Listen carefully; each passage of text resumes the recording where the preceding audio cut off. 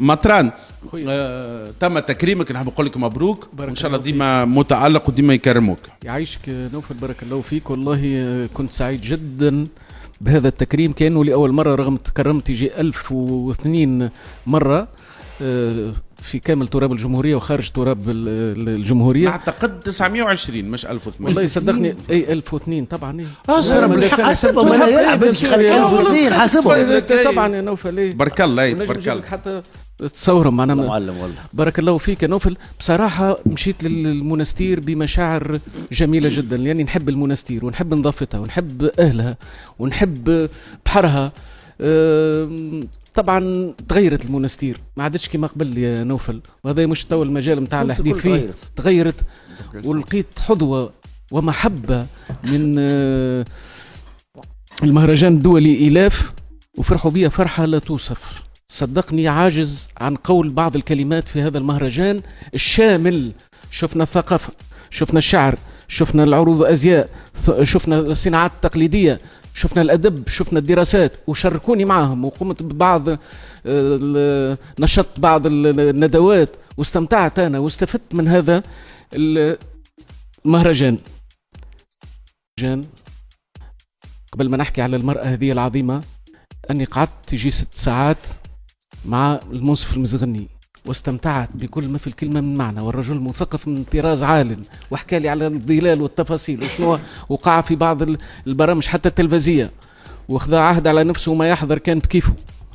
مش وزاد مانيش باش نحكي في الإطار هذا، ربما نكتب حلقات على الحوار العميق اللي أجريته مع سي المنصف المزغني.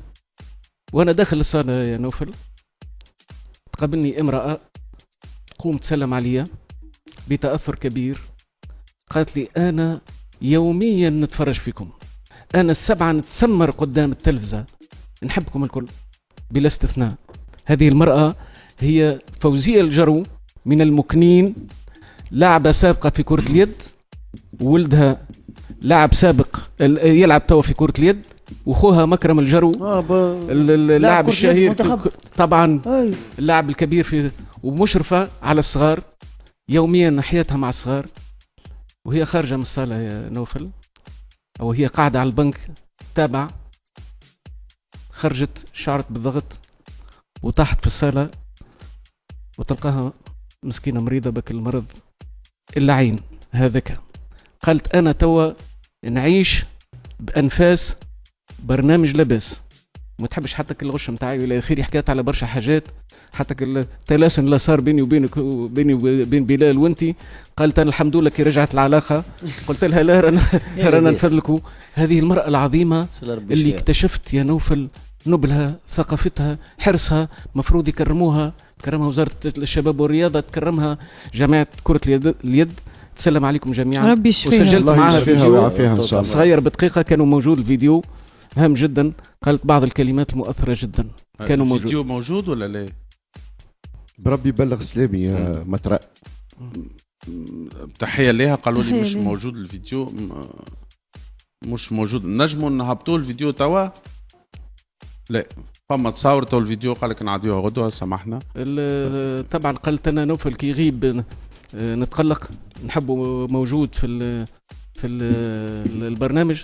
سلمت على آية يعيشك، سلم عليها برشا وربي يشفيها. مامي صنافة زادة سلمت عليها برشا.